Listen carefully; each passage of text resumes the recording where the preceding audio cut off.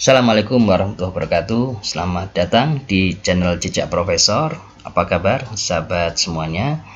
Semoga sahabat JP Channel semuanya dalam keadaan sehat ya, dan dimudahkan semua urusannya. Kita akan bahas ya news update ya.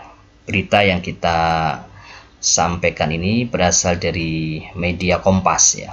Ini termasuk yang terbaru ini, sahabat JP Channel ya, profesor top dunia terkecoh AI saat buat jurnal sehingga putuskan resign. Nah, ini berita yang terkait sama pelanggaran integritas akademik ya. Ini profesornya itu bernama Paul Yip Siu Fai ya. Ini seorang profesor dari University of Hong Kong ya. Ini juga kampusnya termasuk ya nomor 11 ini ya. Dan nomor 11 ya, peringkat QS ini World University Ranking ya tahun 2026 ya. Ini memilih mengundurkan diri ya setelah sebuah artikel ilmiah yang ia tulis bersama mahasiswa doktoralnya. Jadi dia sebagai promotor yang diketahui memuat referensi fiktif hasil AI. Nah, ini juga permasalahannya di sini ya. Kan semuanya ini mungkin di kampusnya ini University of Hong Kong ya. Jadi seorang profesor yang bernama Paul Yip Siu Fai dari Hong Kong University memilih mengundurkan diri dari jabatannya ya, setelah sebuah artikel ilmiah yang ia tulis bersama mahasiswa doktoralnya diketahui memuat referensi fiktif. Nah, ini juga hasil buatan kecerdasan AI. Kasus ini mencuat setelah universitas melakukan penelusuran terhadap makalah yang ditulis bersama oleh seorang profesor dan mahasiswa doktoralnya.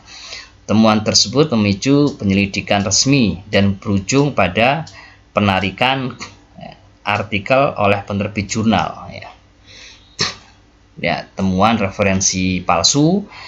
Yip mengundurkan diri dari jabatan wakil dekan. Jadi mengundurkan diri dari jabatan wakil dekan setelah pihak universitas menemukan bahwa sebuah makalah yang ia tulis bersama mengandung rujukan palsu buatan AI. Hong Kong University ya, yang menempati peringkat ke-11 ya dalam US World University Ranking 2026 mengkonfirmasi tanggal 17 Desember bahwa sejumlah referensi tertentu dalam makalah karya Yip dan mahasiswa doktoralnya Bai Yiming ya. Bai Yiming ini merujuk pada publikasi yang tidak pernah ada dan dihasilkan oleh AI.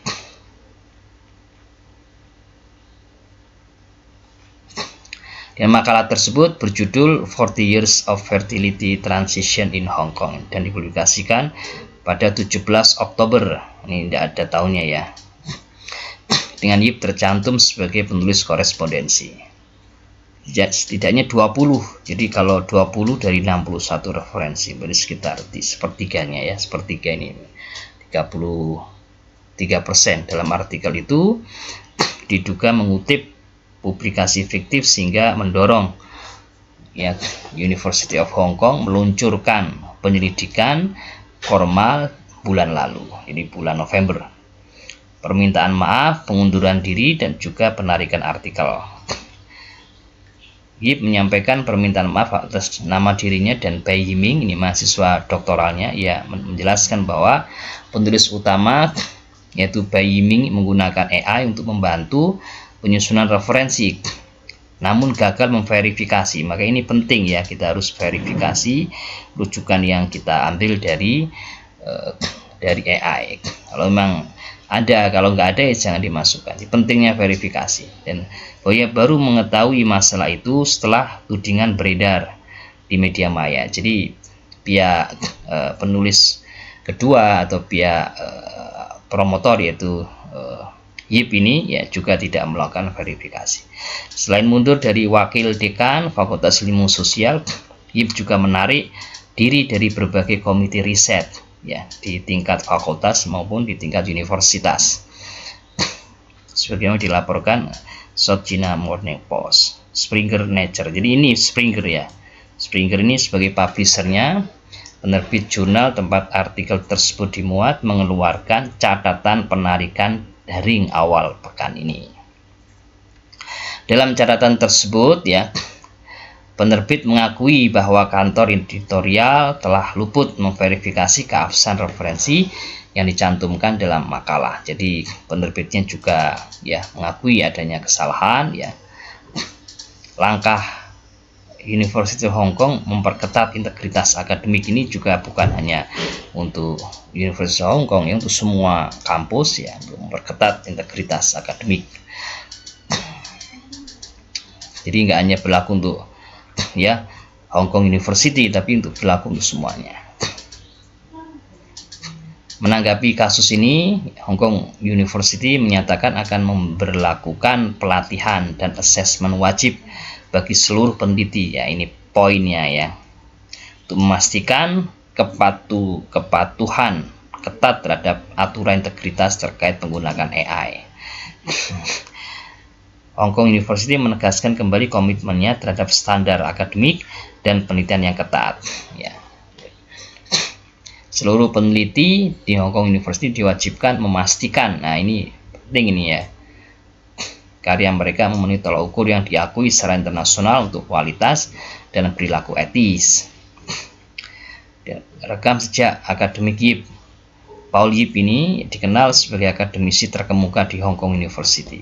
Ya, akademisi terkemuka aja bisa ya melakukan pelanggaran akademik ya, luput tidak melakukan verifikasi ya terhadap keabsahan dari referensi ya, ternyata referensinya sepertiganya palsu ya. Bagaimana dengan akademisi peneliti yang jauh lebih ini ya, maka kita harus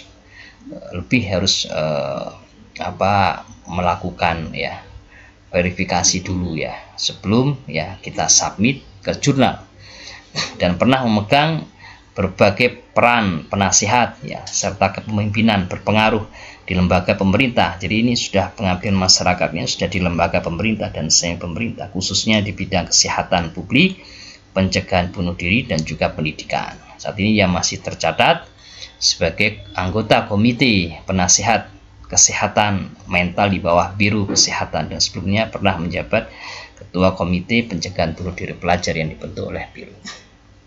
Jadi itu saya rasa sahabat JB Channel yang berkaitan dengan beritanya. Kita ulas ya dalam bentuk ini ya PPT ini, kita akan sampaikan bagaimana Profesor Dunia resign gara-gara AI, alarm keras ya bagi integritas akademik.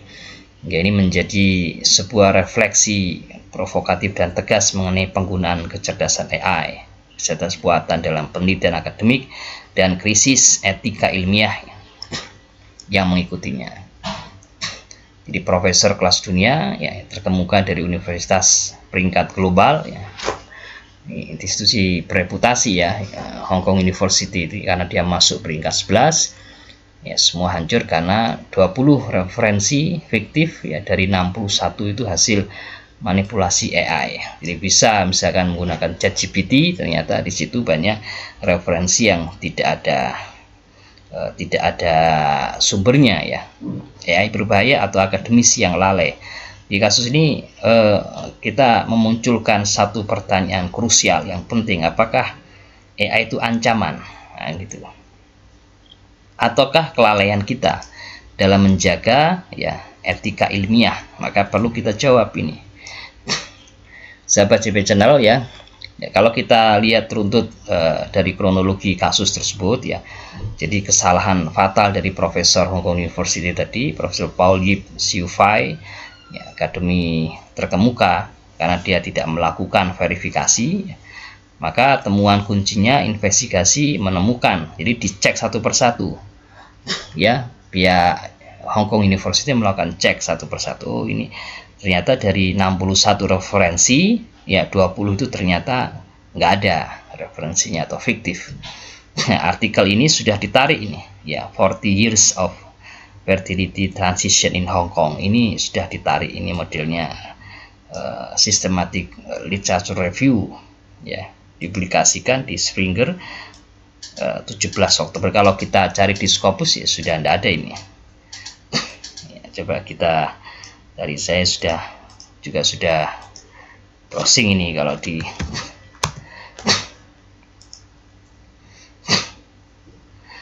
ada, nah, ternyata sudah nggak ada ya, di Scopus juga tidak ada ya, jadi sudah di take down ini dari pihak publishernya juga sudah. Coba kalau kita lihat ya, kita lihat di Google ya, coba apakah 40 years of virginity transition in Hong Kong ini ada. Nah, ternyata kalau di Springer ya masih ada nih, ini 2025 ini ya, ternyata ini ya, dan sudah masuk di ResearchGate ya, di publish di ResearchGate-nya ini ya, eBay ini Paul Yip Siu Fai Bai Yiming ini ya, ini Bai Yiming ini penulis pertama ya, karena penulis pertama ya mahasiswanya tadi. Jadi kalau kita lihat, nah ini juga ada keterangan ya, restricted article. Jadi artikelnya sudah ditarik ini, 40 years of fertility transition in Hong Kong, ini sudah ditarik ya. Meskipun kalau kita baca ini ya, dari ini ada keterangannya ya, restricted article ini sahabat JB Channel. Jadi kalau kita langsung scroll bawah ini ya, ini dari 61 ya, dan 61 referensi ini ya, sepertiganya nggak ada ya.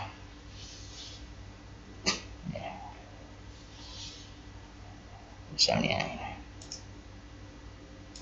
ya, ini banyak yang nggak ada ini.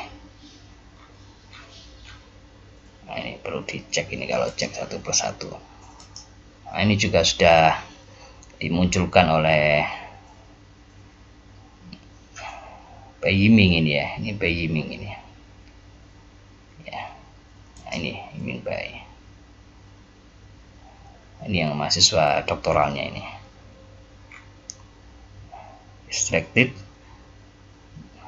Distraction note ya, 40 years of 40 ini sudah di daratan, sudah ditarik ini ya. Jadi itu kalau kita lihat ya, karena sudah dilakukan investigasi, berarti ada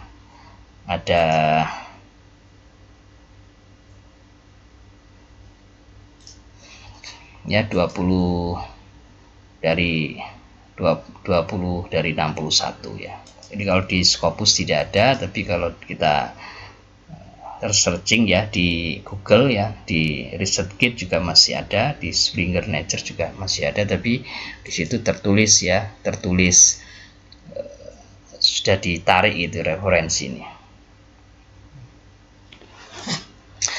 Itu ya, ini berarti dipublish pada 17 Oktober 2025. Jadi ada referensi fiktif yang diketahui dihasilkan oleh alat bantu AI tanpa verifikasi, sehingga konsekuensi dan akuntabilitasnya, maka tadi restricted note itu ya, tadi restricted article, artikelnya ditarik, penerbit segera menarik publikasi tersebut, mengakui adanya kelalaian. Jadi itu ya, jadi satu ekosistem ya. Jadi kalau publikasinya bermasalah ya, misalkan mengandung pelanggaran ya terhadap integritas akademik dalam bentuk banyak referensi yang palsu, maka bukan hanya authornya saja memang yang paling berat ya pertanggungjawabannya, author, tapi juga pihak publisher juga bertanggung jawab juga ya, baik dari sisi editornya ya, termasuk di dalamnya adalah reviewernya.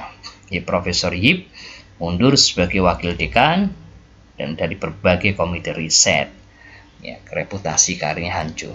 Jadi gagal verifikasi manual. Jadi mestinya, meskipun kita juga ya tidak menafikan ya mengenai peran ya dampak AI yang positif ya, tapi juga yang penting itu ya, kita harus melakukan verifikasi manual, satu persatu kita cek ya, langsung kita baca langsung dari referensinya, betul referensinya tersebut membahas apa yang tertulis di AI tadi. Kalau tidak ada referensinya atau bahkan juga setelah dicek tidak terkait ya, tidak relate ya, jangan dimasukkan. Bisa saja terjadi itu ya, Di mana letak pelanggaran etikanya?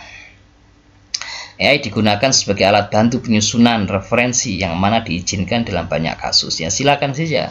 Tapi yang penting kita harus melakukan verifikasi. Ya, masalah utama menganggap AI sebagai penjamin.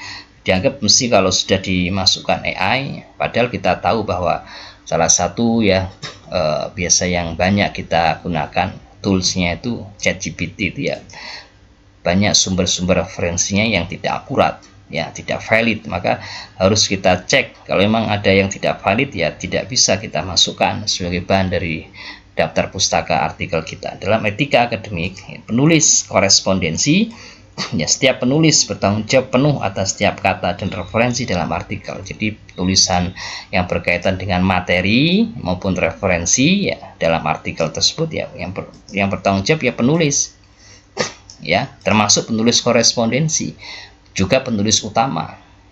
Kesalahan akademik ini adalah kegagalan dalam menjaga tanggung jawab kepengarangan. Authorship responsibility itu tetap di bawahnya penulis, bukan diserahkan semuanya kepada AI.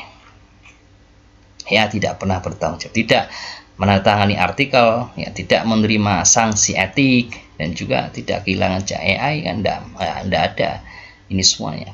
Jadi yang bertanggung jawab ya manusia, menanggung reputasi, ya resiko reputasi akhirnya, ya konsekuensi karir dan juga sanksi etik atas nama karya ilmiah. Maka jadikan AI itu sebagai alat bantu saja. Apapun AI yang kita gunakan ya silakan Anda pakai itu, tapi ya lakukan tanggung jawab kita ya sebagai author, ya kita bertanggung jawab terhadap penulisan materi dan juga daftar pustaka. Jadi akuntabilitas ilmiah ini berada di tangan ya penulis, researcher. Itu beban dan amanah yang melekat pada ilmuwan. Jadi sahabat JP Channel ya, dengan kasus ini ya itu merusak fondasi legitimasi ilmiah, mencederai ya public trust ya kepercayaan publik, membuat masyarakat meragukan ya validitas ya hasil penelitian dan ilmuwan, padahal mungkin secara materi benar, tapi karena sumber referensinya palsu ya banyak tidak ada, dibuat-buat, maka akan menghilangkan ya kepercayaan publik. Maka harus kita jaga kepercayaan publik dengan cara ya kita bertanggung jawab terhadap artikel yang kita tulis, yang kita publish. Merusak rantai keilmuan, referensi fiktif mengganggu proses ilmuwan lain membangun pengetahuan dari sumber yang valid. Referensi adalah fondasi. Kasus ini bukan mengenai kesalahan teknis, tetapi lebih kepada pelanggaran integritas akademik yang menyerang legitimasi penelitian. Maka ini penting ya. Dampak sistemik dan tata kelola AI. Universitas di seluruh dunia kini merespon kasus-kasus. Mungkin pelanggaran ini bukan bukan awal dan juga mungkin bukan yang terakhir. Ini sudah banyak kasus-kasus sebelumnya.